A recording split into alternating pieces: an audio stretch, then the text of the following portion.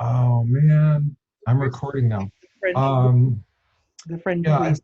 I think Go ahead. it's kind of the same thing here that it is there in terms of, well, I don't know. That's why I wanted to talk to you. Like, what's the gestalt there in Paris and how different it might be from someplace in America or New York City?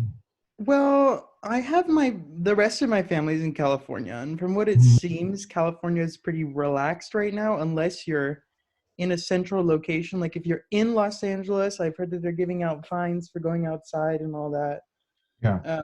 But my parents live like within a 30-minute radius of Los Angeles, so they're not as strict with what's going on. Uh-huh. Here, you feel like you have Polizei Gestapo on every corner. It's like, Oh, it's, interesting. wait, I'm gonna grab it. There's a document that we have to have when we go Wait, outside. wait. Talk about that. I want my listeners to know. So let me see if I have them. So there is a Um, document we have to go outside, and if you don't have the document, the first fine is, well, there are certain conditions. So you have to have this document. It's called an attestation de déplacement dérogatoire. So it's basically a piece of paper that says you promise the government you're going to return home. okay. Um, we're allowed 1 hour outside. We can only go within 1 kilometer of our house, or about half a mile. And on the document, you have to put your name, your date of birth, where you were born, and your home address, the time you leave your house, and there's 7 reasons for which you can go outside. You can go outside to go to work, but to do that one, you have to have a copy of your work contract and a letter from your employer as well. Right. You can go to purchase food, um, going to the doctor, to see a family member that really, really needs you. Mm. And then the most interesting one that's obviously being abused a lot is short outings. It literally says short outings within the time limit of 1 hour. So basically, you're allowed to go outside for an hour every day. And so they take the start time and just Well, add an okay, here's the hour. thing. So it depends on, I guess, really where you are. There are times where I've gone outside and you're supposed to have this paper, and Hmm. I haven't seen any police at all. There are other times where I've been outside where I'm just taking like a walk up and down my street and I've been asked 4 or 5 times for the document. What happened in the beginning was the police were they still do this. They give the most tickets out between midnight and 8 a.m. Okay. because most people think, well, there's not going to be no police in the streets Right. that late. It's France. They're lazy. They don't want to work, but there are. So Um, it's a real mess. And the thing is, if you don't have this paper, the first fine is 135 euros. The second time you get caught, it's 200. The third time, I think it's 4,500 and 6 months of prison. Yeah, and only one person oh, in France has gotten the whole 6 months of prison thing, but it was because I think it was some young kid who was like dealing drugs or something. oh. Obviously. And the police can also give you a fine if they believe that you're lying, or you don't, if one of the things you've checked off like isn't justified. And with no proof, Yeah. right? So if you're gonna go see your doctor, you better have like a thing from your doctor that shows you were there. Like I have to go to a chiropractor appointment this weekend, and my doctor, I called her and was like, "Are you sure we can do this?" She's like, "Yeah, I'll give you a receipt, so it shows that you came to see me at whatever time." So But shouldn't it's you have the note on the way to the doctor as well? we would I would need this paper that says I'm going outside to Oh, see okay, the doctor. okay. Um, yeah, it's it's wild. It's wild, but at least they're doing this. So I think Right, that they're adding all these constraints just to get people to realize, like, oh my god, I have to do all this just to go get my groceries. Is it really worth it? right, right. So Now, in my the question beginning, people is, were just taking it really lightly, and now people are actually like yeah. finally getting serious about it. See, one of the things I really wanted to talk to you about that we talked about earlier is I think that kind of thing, while scary, is necessary.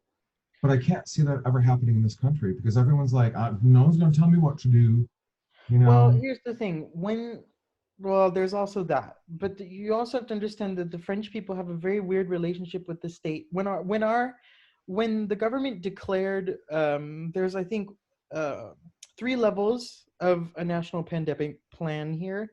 The first Okay. level is we recognize that it's a problem. Be aware.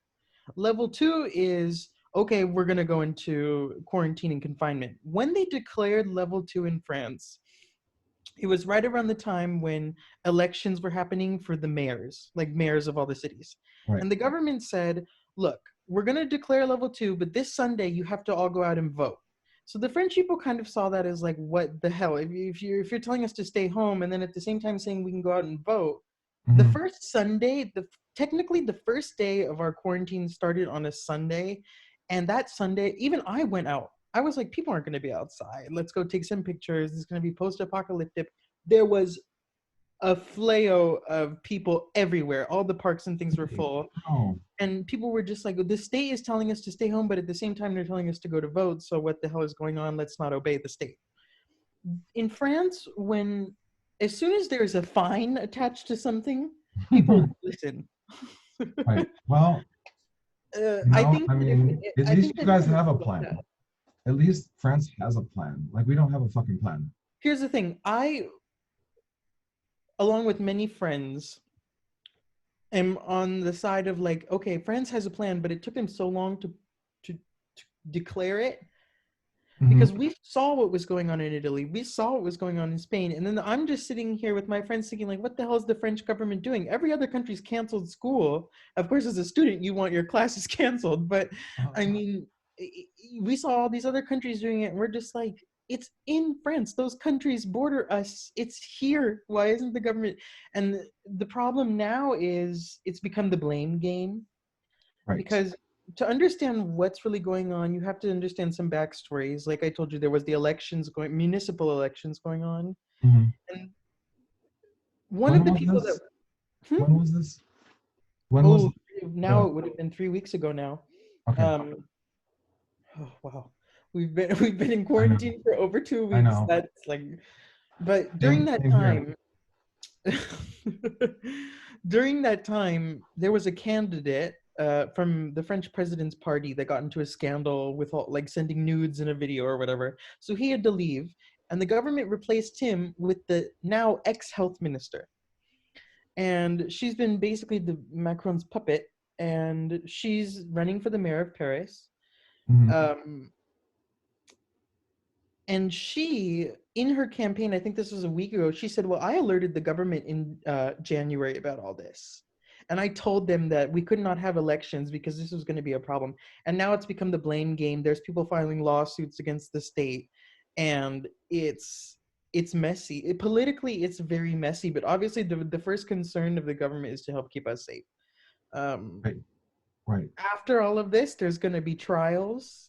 The primary minister was on trial today, and he just actually made some announcements tonight about what the plan is at the end of the quarantine. And apparently, at the end of the quarantine, they're going to start letting us out based on our age and if we test positive or not. So I mean, it's all theoretical right now because it's too early. But they're basically saying, well, let young people go out because They're at more the end quiet. of form. I mean, older people right now, obviously, hospitals are almost at capacity. So a lot of older people are just being told to stay home because there's not enough beds. Right. Young people are the ones who are getting the beds in the hospital because obviously they're of higher concern um, to protect a young. It's ridiculous. It's getting crazy. It's a But at the eugenics same time, hospital. I'm glad I didn't come home because if I would have come home, my healthcare would have been nearly non-existent. I don't Right. even want to imagine what that would have been like if I was in LA. So do me a favor and tell us how you've been in living in Paris for like 4 years now, 3 years or now since 2016. It'll be 4 years in August, so in a couple okay. of months. Tell everyone um, why you moved to Paris. Like, are you going to be there indefinitely, or what's the plan? So okay, I Mhm. I came to New York. I went to Fordham for my Mhm. first year of school. I'm a West Coast boy. I know, girl. I know. West Coast, West Coast. But Fordham was basically a gap year because I had missed the deadlines to apply to the French schools. Oh, So I said, okay. okay, I'm going to still go to school for a year. Costs a ridiculous amount of money to do that. At Fordham, Um, 80 grand a year? Fordham was 70 grand a year. Housing was, I think, 12,000 added onto that because I was out of state too. Oh, Um, right, right, right. I don't, I had a scholarship, I think, for 20 grand or something like that. Yeah, but it was, my parents are obviously still helping me pay off that, whatever that is. And at the same time, I'm a twin. So my brother is in Florida and he's going to be going to law school soon. So at some point, I told my parents, look, this is ridiculous. I'm going to go to France. Watch me. And nobody said I could do it. And I got into medical school here. I did it. I did it. Wow. And I was like, okay, it's only $400 for the whole school year. So let's do this. And I told my parents, I was like, it's basically free. Let me go. It will cost what it cost you to send me to a private high school for 1 year to live in France. Right. So when living in France for 1 year costs a fifth of what it cost me to live in New York, and I get paid to go to school here. So God. I mean, I do get, I yeah. gotta get Vita France, man. I mean, a lot of French people don't, a lot of people don't realize as a student in France, you benefit from a lot of things.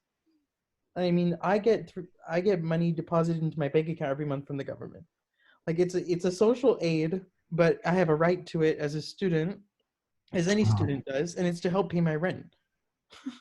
And you don't need, obviously, to be a citizen, do you need like a certain kind You of do student need to visa? have a statute here. Like you need to have a visa. Obviously, you need to have a visa. Right, You need to legally be here. Other right. than that, there's not really much of a requirement to get social aid from the state. Um, That's Prove amazing. that you're in France for in a stable manner and that you work or go to school here or Mhm. that you're looking for a job. There's even a special social aid for people who are looking for jobs. So I think Wow. there's like in total there's like 30 different kinds of social aids or whatever, but it's wild. And so yeah, I did 2 years of medical school and then I decided I can't do this anymore. It's not my dream. So I changed for psychology. So now I'm a psychology student. Oh, okay, cool. Um But you yeah, still, so psychology, not psychiatry. yeah, So you don't need psychology, the not MD. psychiatry. I can go into psychiatry, but that's a whole nother Right. thing in their system. But yeah, that's what I'm doing. I'm studying psychology now. I want to go into clinical psychology, sexology, because Mm, my university has a special diploma in masters for sexology and oh, at-risk wow. behaviors and all that. So that's what I want to do. That's fascinating. But How much longer do you have, and do you plan on living there I have 4 more forever? years until I have my master's. How long? 4 more years until I have my master's, and then I Oh, can practice. wow. So I gotta come visit you as soon as this shit with is over. Because the pleasure. last Well, I time you mean, were as soon there, as you can travel again, I called the U.S. Embassy this morning because I right? was in a panic. I had read something that some guy close to Trump said, "Get home now if you're abroad." So I called the embassy, Hmm. and what's scary was I think it's tomorrow night. Orly Airport is closing quite simply because there's not enough flights to keep it open. Oh, So yeah. So I called the embassy and I said, "Will I be able to come home this summer in July?" And their response basically was, we can't tell you right now, but it's not likely. So the lady, and then the lady on the phone was just kind of like, "Oh, why did you stay?" I said, "Well, I'm a student. I kind of have to stay." And then I found out yesterday, which is why I'm glad we're doing this today, because last night I got an email from my employer telling me that we're going to be paid for the entire month of April. I'm not even going to be working. I get 80% of my salary assured by the state. So I'm good to go. I am fine staying in France.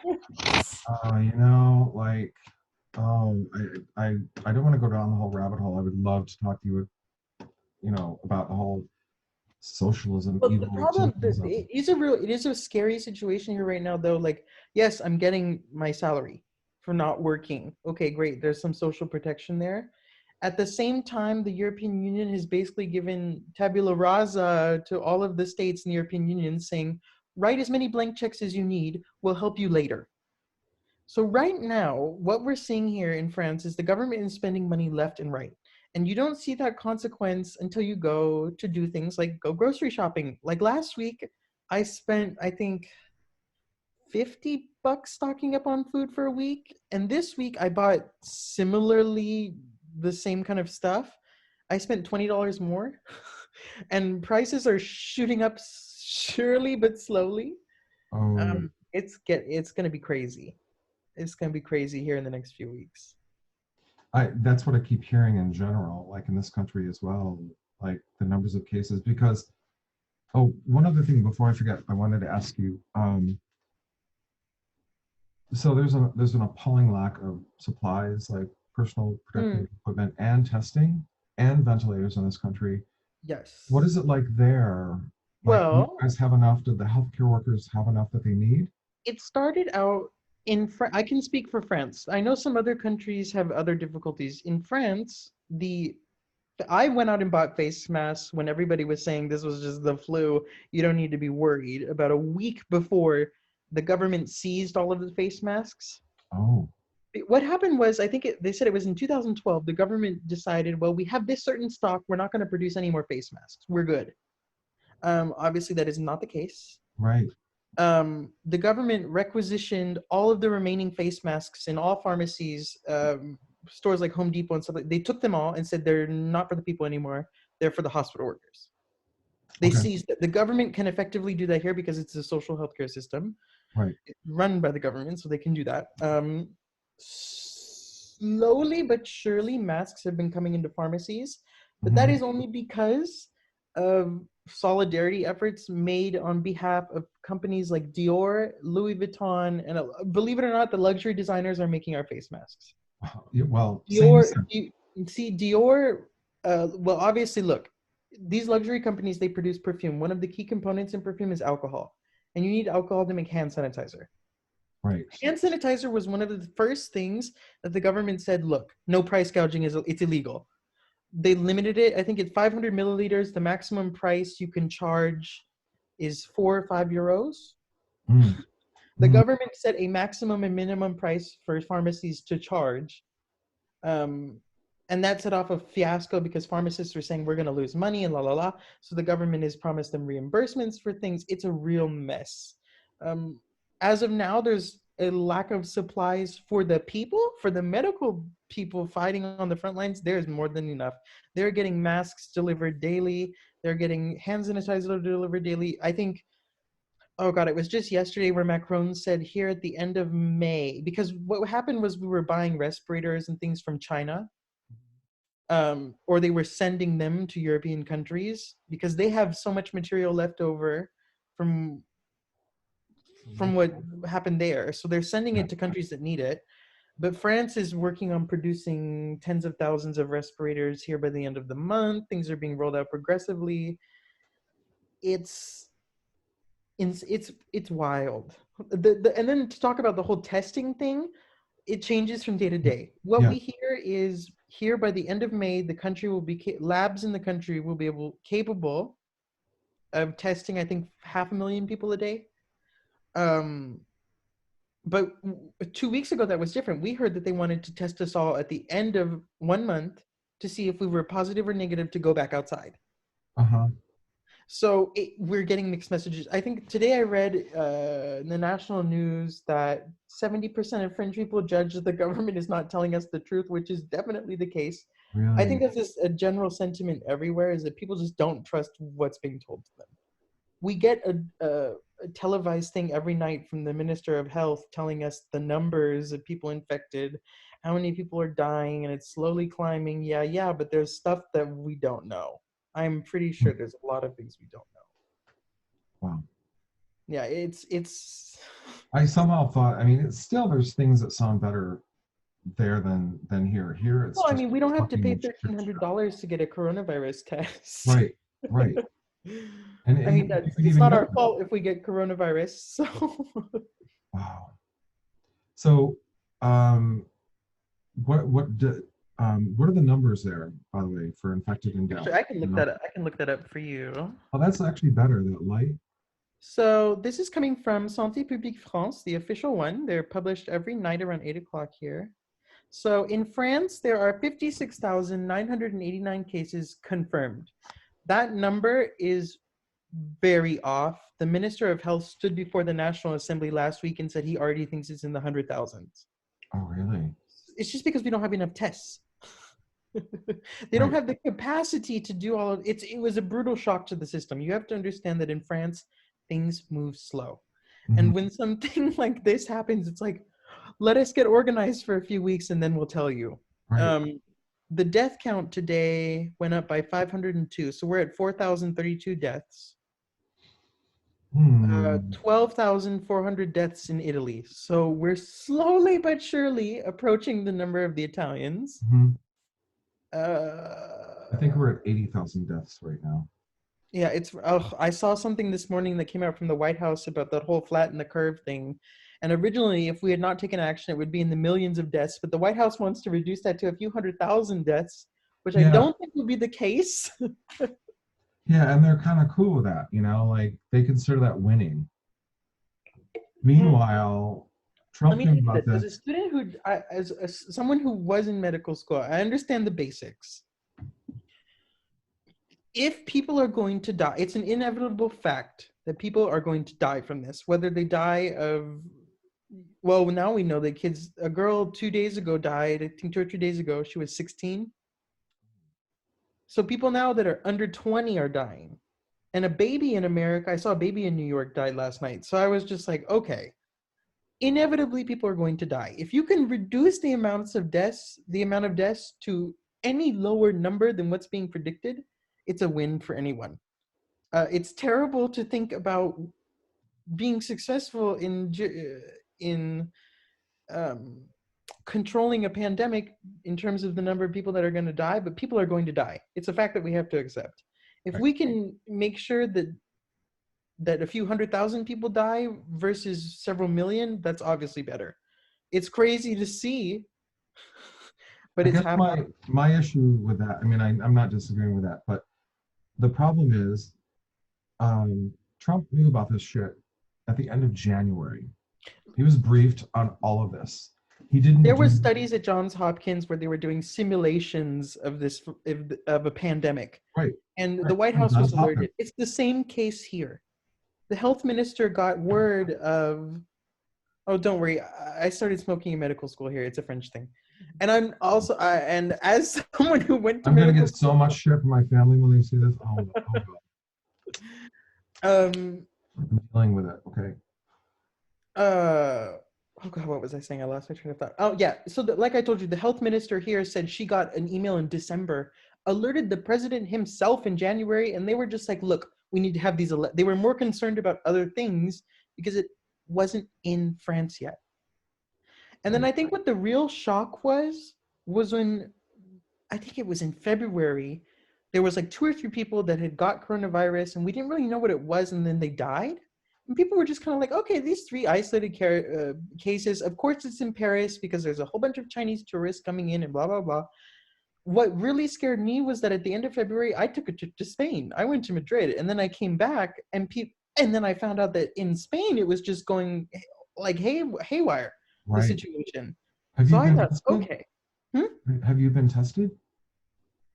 No, because I'm not an at. So here's the Oh, thing. okay, okay. I 2 days before the national confinement quarantine started, I had a fever, and I was like coughing, and I had a sore throat. I have all the signs. So I called the national coronavirus hotline that the government set up, and they were basically just like, "Okay, sir, we have a saturated amount of calls coming in. If your fever persists for more than 2 days, please call the SAMU, the French Health Services, and we'll come to your apartment and test you." Oh wow. See, that's But amazing. no, that was at the beginning of this. Now, if you call that number and think you have it, they'll tell you, okay, go to a hospital, but you'll be separated with all the other suspected corona cases and probably get it. Oh, So that, and it's oh, like, okay. yeah, and there's just a general hesitation, and it's like, even if I went to go to my doctor right now and said, I think I have coronavirus, he would have told me, please stay home. We'll do a video conference and I'll write you some prescriptions. It's Prescription for what? there's no cure, right? Oh, there's something just wow, I can't even remember the word in English. I wanted to say soulage the pain, Yeah, to lessen your pain. I mean, we're told not to even take Tylenol or Advil anymore because that can aggravate it. I heard that too. It's wild. I don't know. I've heard that's true, and then I've also heard like, oh no, that's not. There's no medical basis for. Well, if the How the national fuck no? agents for medications is telling me in France not to take it, I think I trust them. I- but I don't know. There's just a lot of information out there. There's so many things people don't know. Right, exactly. And I think the scariest thing in all of this is that in France, I know that at least if I get sick, I'll be taken care of and I won't really have to worry about anything. Mm-hmm. I remember a few weeks ago, my parents were saying, Brennan, you need to buy a flight, you need to get home. And I was just there like, why would I go in an airplane for 11 hours, risk being infected, and then stay in an airport Right. with potentially infected? So I told my parents, I was just like, I'm staying home. It's better if I stay here. Well, I mean, I understand where they're coming from, but So they as you want me. They say, want me home. I mean, any kid would want to be back home. In I told them I'm staying in France. I mean, their health system is probably better equipped to take care of me than the one in America is, because it seems like America is not doing such a great job. absolutely no. I mean, it's bad everywhere, and They're turning TGV trains into hospitals here to transport patients. So it's bad. they have at least in one hospital in New York City, some good things are happening because we have Andrew Cuomo as our governor. Thank God. Well, I saw that they had opened up like a military hospital in Central Park. Is that like still? I haven't heard about that one yet. I've Oh, I heard saw so. photos of it. They were setting up a hospital in Central Park. Oh, in Central Park. Okay, so I've heard So a they petri dish. To me, when we saw that here in France, people were like, "That is a petri dish of germs." When I see stuff like that, it's like, okay, great. So all the people in the center are gonna disperse their germs out. right, right. Well, so from what I understand, that I'm gonna have to look into that. I hadn't heard about that one, but they transformed the Javits Center, and they're gonna ultimately get like 2,000 beds there. They've got this ship, one in LA and one in New York. Mm. Ours is called the Comfort, and that's been I know about done. the ships, but apparently those ships are only taking people who don't have coronavirus. Those are for, Non-coronaviruses, yeah, right? So that because the hospital is to going to be empty up the hospitals. we're going to be inundated by Sunday apparently. Like we're like this close to being like we don't have enough beds. We've reached that here. You have or haven't? That has been I mean, it's there. We're there at that point. We're at the point where hospitals are like, we have 2 spaces left, send your patient from the south up here because la la la. So what happened was that hospitals in the south of France first got very, very saturated because they're the ones who are closest to Italy and Spain. Mm-hmm. And then we had problems in Germany, so then you have it closing in and the center of the country will slowly be suffocated. So it's like, who we knew it was very like that shit was getting real when the borders closed. Right, right, As soon as France was finally like, okay, borders between Italy, Germany, Spain, bye, you're closed. You cannot come in. You have to have authorizations if you work. It got really strict. And what was crazy was that when Italy went on quarantine, there were news reporters doing this. They would go to the border, and on the Italian side, they were taking temperatures to let people from France in. They were doing all these things. The French side was just like, okay, go through. It was wild when you watch it. You're just like, what? You would you think that know it's the European Union they would take national measures all across the European Union, it's but that was not the oh my case. God, it I don't want to. My people are from Italy and friends. I have my Italian passport here. Let me show you. I'm very excited about this. At some point I hope to move there. um but like my Italy's very understanding, unstable too right now. Their government doesn't have the best track record. I probably shouldn't I probably should cover some It's anyway. so blurry. Oh yeah. There you go. There I am, girl. Bellissimo. um and this took years to get. Oh, I know. I'm in the process of starting my paperwork to become a French citizen. I can get it in 2 more years, and they want hundreds of documents, and they all have to be Oh yeah, translated. So yeah. it's like, okay. Well, listen, there must be somebody that can help you with that because I hired a company to get all the paperwork to get my passport. Like, Oh, I know. Because I had to do it for when I came to school here. I had to have report cards and things translated and all oh, that. okay, okay. Um, Are you going to do that? yeah, of course I'm going to become a. But the thing is, the difficult thing for me is with a French diploma, I can't really come back to America. I'd have to retake classes and pay even more money. So I'm staying here. Good, I'm good. staying here. And the problem is, at that point, I have to decide whether I want to give up my U.S. citizenship or not because I have to pay. The United States is one of the only countries in the world where you have to pay income taxes on money you make abroad, even if you don't live there. Right, right. And the French government systematically sends my income reportings to the IRS. They legally are obligated to. Hmm. So I pay income taxes in France. I don't. mm, I'm not making enough to have to pay crazy amounts.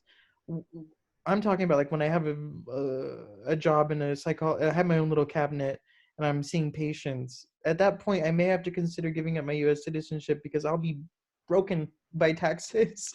Right, And right. even to do that, it costs almost I think $6,000 or $7,000 just to say goodbye to your U.S. citizenship. You have to pay. I didn't know that. Oh yeah, you have to pay. You have to pay, and it's an irrevocable act. Once you do it, you can't get it back. So it's like, ugh. I don't know about you, but and I felt this long before Trump, long before coronavirus. I'm kind of okay with that, to be honest. I'll I don't be, know. I'm quite no. frightened. The thought of giving up my American citizenship scares the hell out of me, because we have so much power just from that blue passport. That blue passport gives me a ticket to do almost anything I want. Yeah, And the thing is, once you start living in Europe, you start realizing that you have a lot less freedom than you do in the US. You really. certainly have oh, Well, you talk to feel it. that. Talk You to that. feel it. You feel uh I have to have best example. Right, We need a paper to go outside to get groceries. Where in America would I have to do that? right. Things, little things like that. You just start at some point. There have certainly been times where I felt like burdened by the system where it's just like, oh my God. Or there are certainly times where I've also been like, in America, it's like this and it's this and this and this. And then you have to realize, okay, I'm in France. It doesn't work that way. I mean, there are obviously things that I love about the US and things that I love about Europe, but I would never think of I don't think I could ever give up my citizenship. Yeah. Because if I ever did something here that got me in trouble, then I could come back to the US and I'd have diplomatic Now immunity. they're going to do anything to get in trouble. But I wanted to circle back on something you said earlier when you had a fever and you had all the signs and symptoms and stuff. I've talked to a number of people, including my colleagues and my partner. We all got sick around like the middle of February. Well, And I also work with children. I have like a um, side job and I teach children English. So I mean they could have given me a common cold. well, that's true too. I So just know, like, just going to use the example of my me and my colleagues. Like, I work with four other designers and stuff. It's a very small office and things. All of us, within the course of like 2 weeks, got really sick. I had They were slightly different symptoms, but it was all kind of the same bucket of things. And mhm. I'm almost convinced that we got this thing because I live in New York. I ride the train. You know how I New York was sick is. all the time in New York because it's dirt. First of all, I think every major city I've ever been to, I get sick either while I'm there or afterwards. Mm. Just because you're in a new place, your body's not ready. I remember when I first got to New York, I had tonsillitis maybe Oh, once a month because I was touching subway poles or putting my hands on things where it's just dirty. There's just so many people. I know. I And it know. was the same thing here in Paris. Your immune system needs time to get used to things. Um, you do know how we have in medical terminology, you can be a carrier of a Oh, with no disease symptoms. and never have symptoms. Yes. Right. So that may be the case for you. I mean, but the thing is, even if you had these symptoms, uh, you would know if you had the corona. I think you would really know if you had the coronavirus. From what I heard when I had a fever, I had a fever for like a day or two Mm. days, and it was I think it was 101, and it Mhm. went away after like it was one of those fevers that was like it came out at night and I was like sick as a dog all of a sudden, and it lasted for a day and then it went away. And according to the health officials, they said that's probably not coronavirus. You would have had a fever for maybe 1 or 2 days in on and off and all that. So I mean, even when I had that, I still take my temperature twice a day. Right. I'm so concerned I boil my water because I don't trust that the government is telling us everything. So I boil Well, 1 liter of water at night and one in the afternoon. let me just explain to you as graphically as possible because we were sitting watching, you know, YouTube videos and cooking shows or whatever. Mm-hmm. Like up late, I think around 2 o'clock in the morning, I got really violently nauseous really quickly. Like just I figured, oh, it's like food poisoning. Well, I had the most violent purging I have ever experienced in my life. It lasted all night long. It's a somatosensory I response. hold on. I I've never experienced. I've had food poisoning before, and that's bad enough. This was like something inside me was a demon inside me, and just everything. Okay. And I did that like 4 times or 5 times over the course of the night, and then I could not get out of bed for 3 days. I had a fever on and off, but it never was like a high fever. It was like a 101, like you said.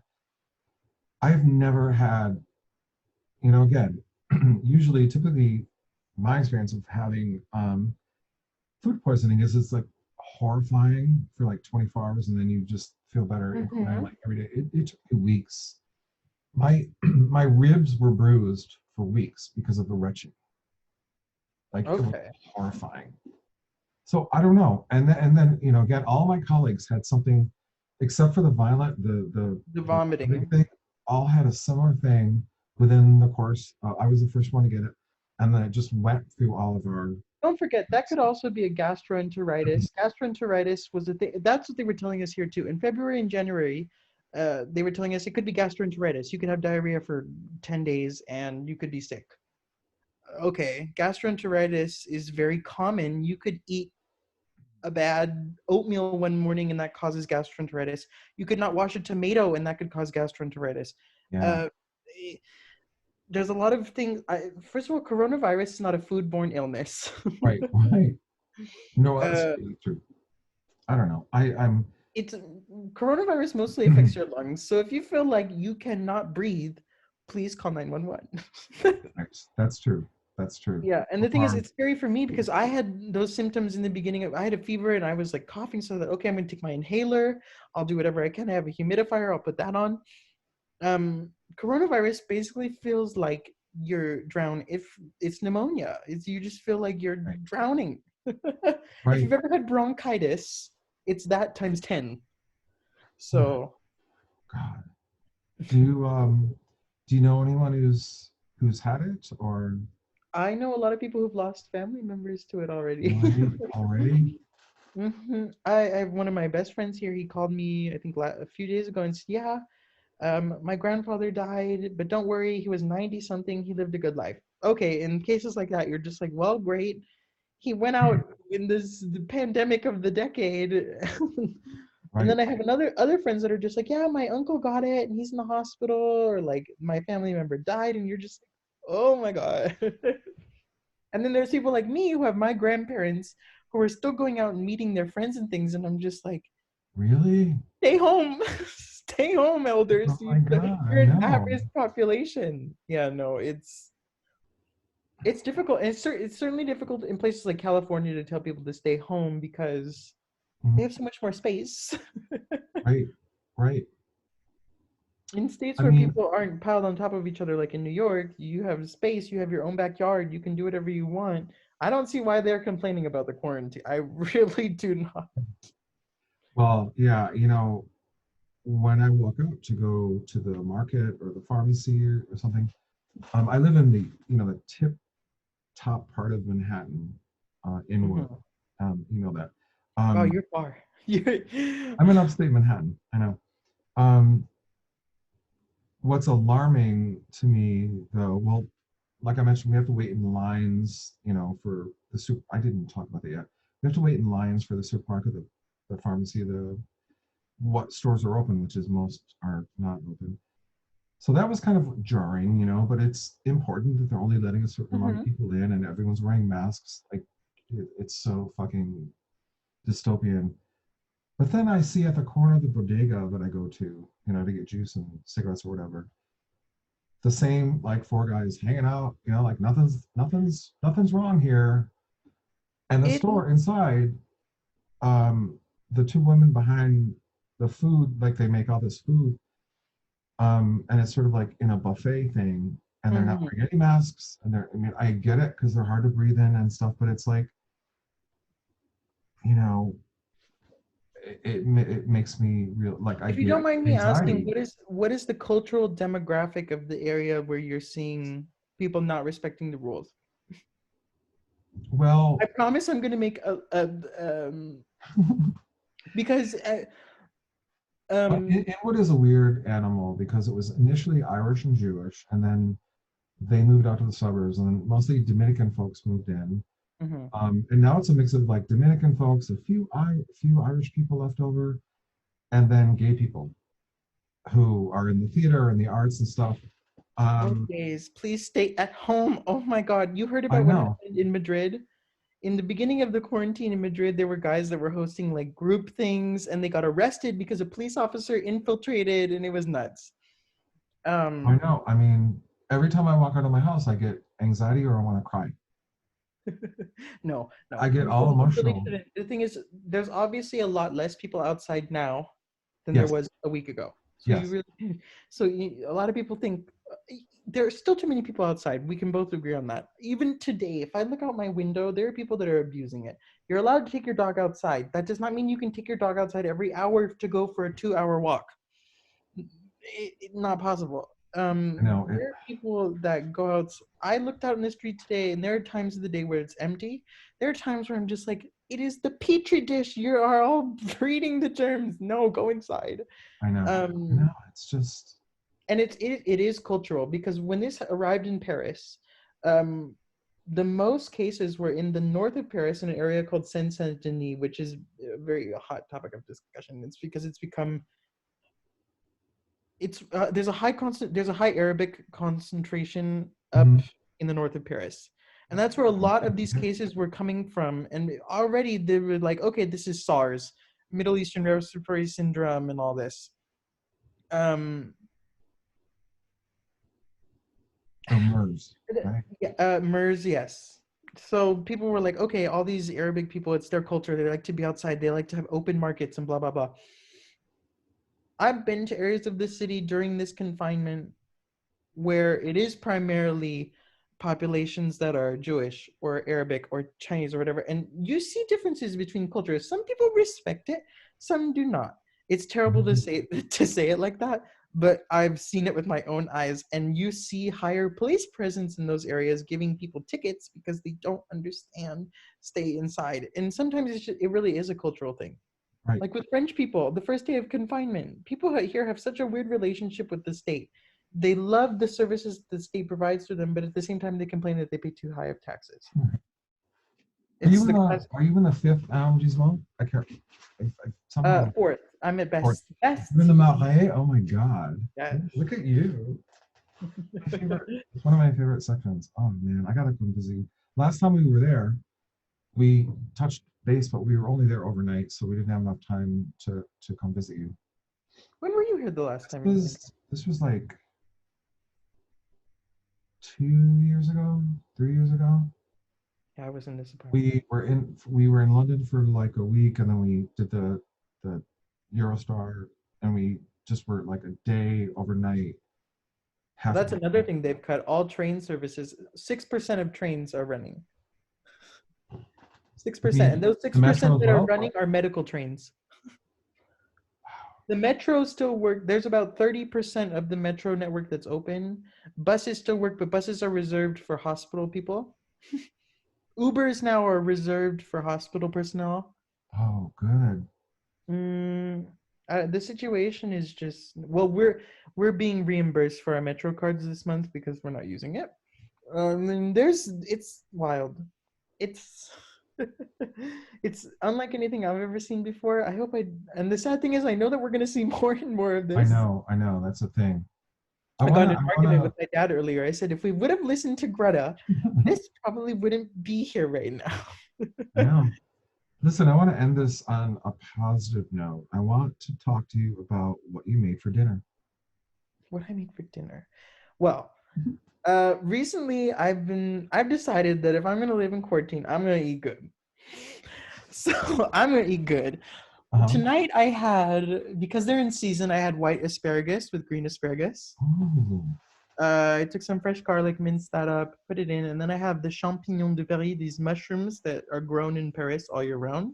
Mm. Um, I sauteed that with butter and then tons of garlic. Ooh, excuse me, tons of garlic because I The love garlic. garlic. Yes, I have to build up my immune system. Garlic helps with Yes, that. exactly. I chopped in a little bit of ginger, threw that in, and then I had a salmon fillet. So I Nice. had salmon with that, and then I did it with bucatini and Mm. just parmesan. That sounds delightful. Um, but you're feeling healthy. I feel perfectly fine.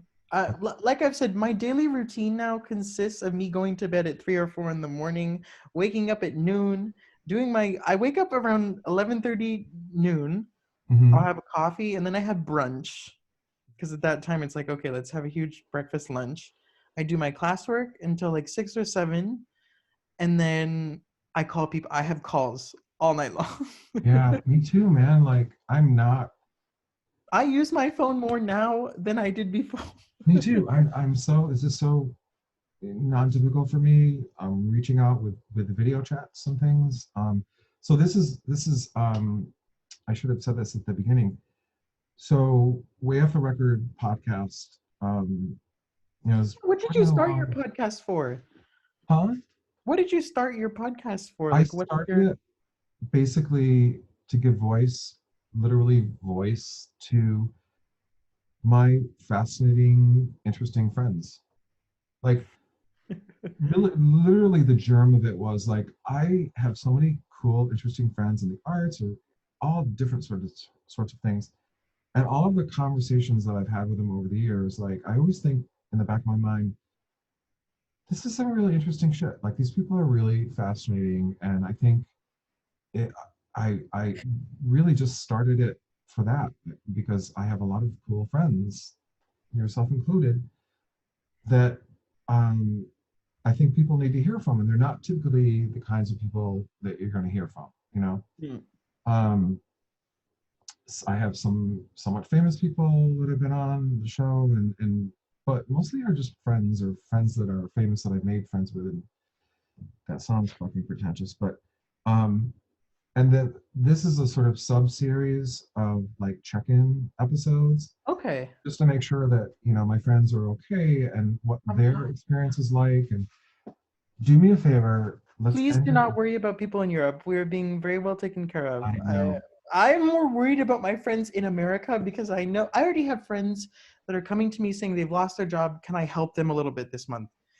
And I'm just sitting here like, I don't have to worry about that. That's wild.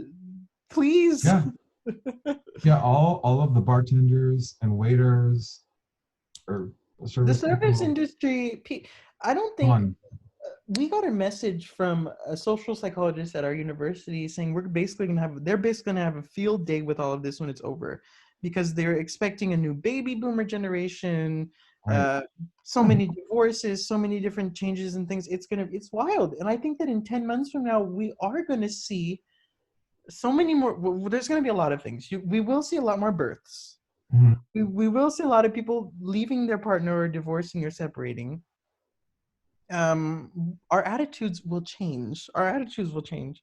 People, I think, first few months, and one of the hardest things at the beginning of all of this, even before we had the quarantine in France, is, in France, when you say hello to someone, you do what's called la bise, the kiss on the cheeks. Right. When the government told us that we could no longer do that, it's just this brutal shock to the French people that's like, what? What do I do? So Right. now we tap each other's arms or we tap each other's our feet.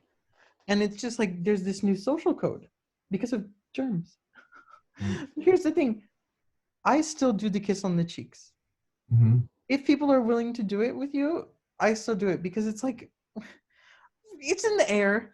There's something they're not telling us. If Right. we're gonna get it, we're gonna get it. So we might as well go down respecting tradition. But I don't know. I don't know. I think that at the end of all of this, so many people will change. Our attitudes are definitely going to change. Yeah. There's going to be a lot of social phenomena that we're not ready for yet, and that is not at all being anticipated, and Mm-hmm. it's quite scary. I agree. I mean, It the is wild. social uh, aspect of this, the economic aspect of this is it's only just beginning in this country. Um, in a couple weeks' time, I should check back in with you because it's then the shit's really I gonna hit think the so. I think fan. so too, and I'd like to do that because, like I've told you, it's been just a little bit over 2 weeks now that we're in quarantine, and things are already getting more expensive. But the thing is, here, as you know, and many Americans will tell you this, Americans and Europeans pay very high. We pay high taxes. We live in wealthy countries. The only difference is we receive a lot more services that we can see. And a lot of Exactly. French people. One of my French friends put it perfectly. He was just like, on the strategy of the government. He said, Brennan, you can't tell French people that they're going to be in quarantine for 2 months. You just can't. You have to treat them like babies and say, here's 2 weeks. And at the end of 2 weeks, you tell them, if you made it 2 weeks, you can make it 2 weeks more. Exactly. And at the end of 1 month, you tell them, if you can make it 1 month, you can make it 2 more weeks. Yeah. Yeah. And Exactly. he also said that we pay so many taxes into this system that we expect to work when we need it most. Right. And that's what it's doing. And it's really proving to us that we have a system that works. I don't know how that is in America. I really don't.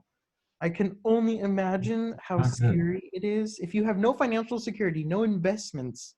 No, and I was talking to my parents about it. My dad this summer, they had sold their old house and moved to a smaller one, and they put money into trust funds for us. That's just slowly being invested into other things. If you don't have things like that in America, you're screwed.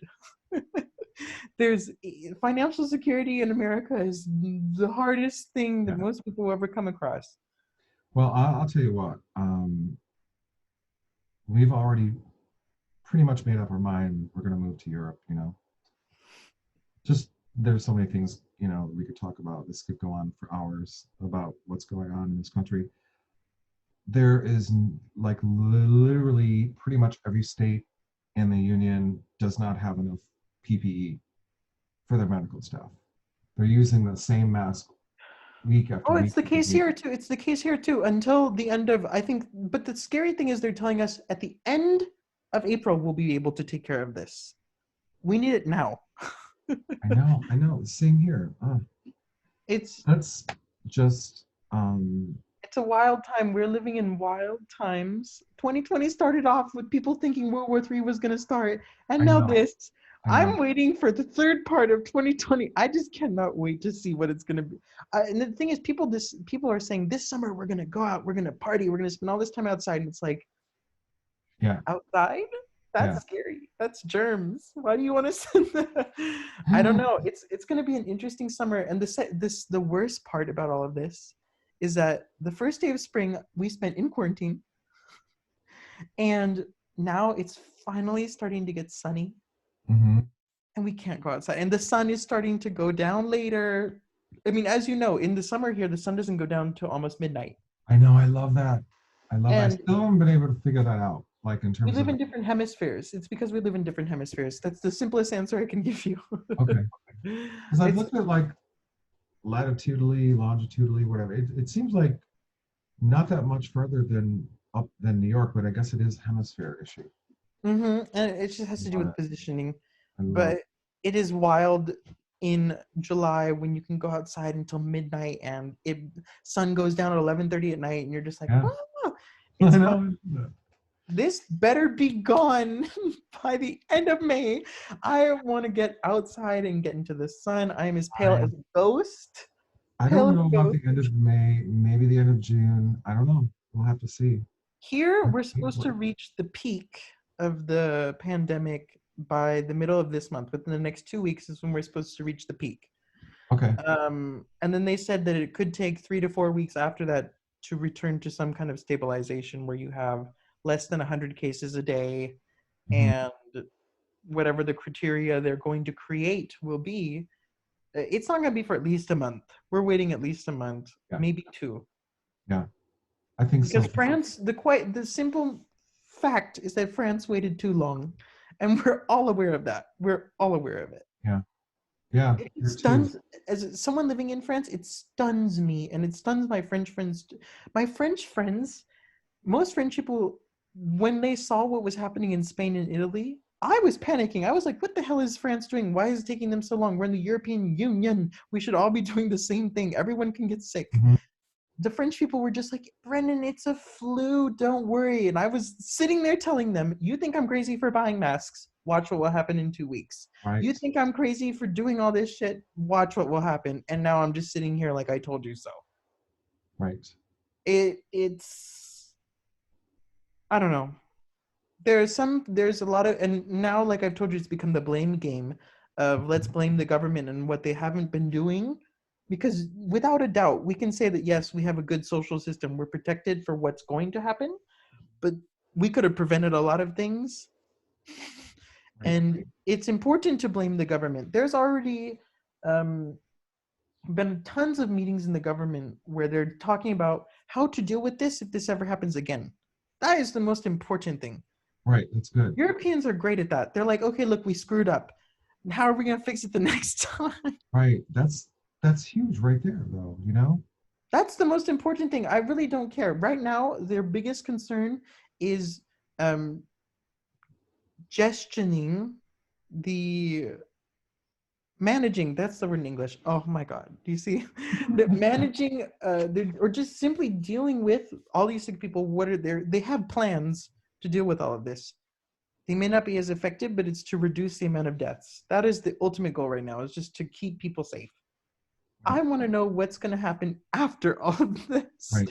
Right. because it's only going to get worse. If something like this ever happens again, which it will, it's going to happen more.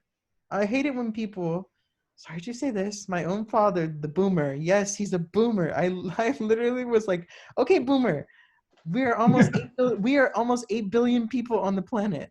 When you were little, that was not the case. Right. Right. People just don't realize that with more people comes more disease, more problems. Right. um it's gonna get worse. It's gonna get worse before it gets better, and I think Jim, that that's all we have to say is that I wanna end this on a happy note. I'm trying. You know, I'm trying. Trying to get my cat who's under my desk. Come here.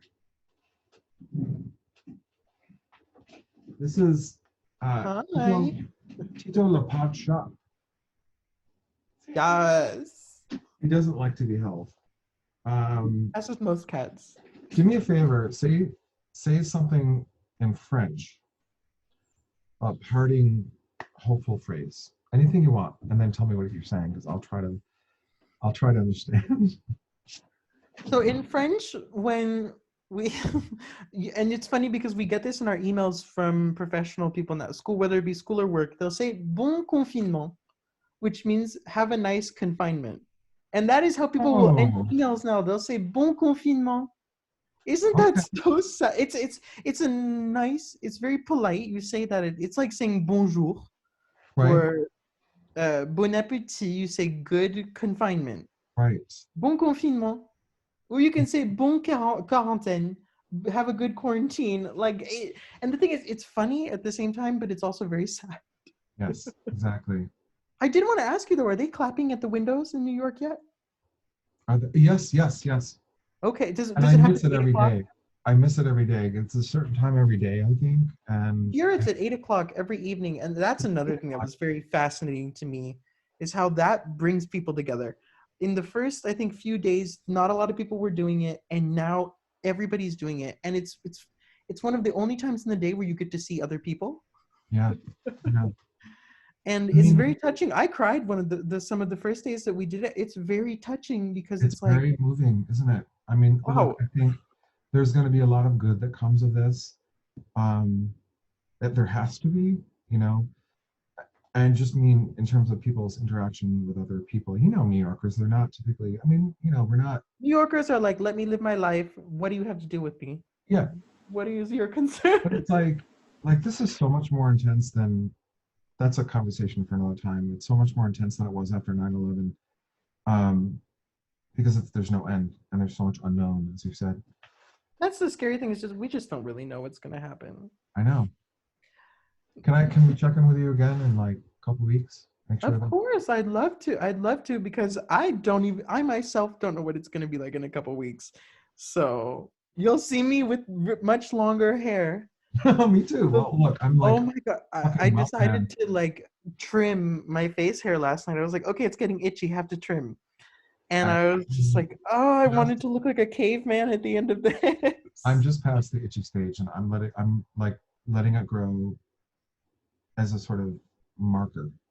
I'm not going to be like, you know, I already but yeah. messaged my hairdresser and I was like, I need to be one of the first ones in that chair because I cannot go looking out like a wild man. And the funny thing is, like, at this point, I have nothing else. It's funny because I have nothing else to clean. I bleached every surface of this apartment. Oh, I've good. reorganized all my papers. I've even gone through old hard drives and started organizing photos.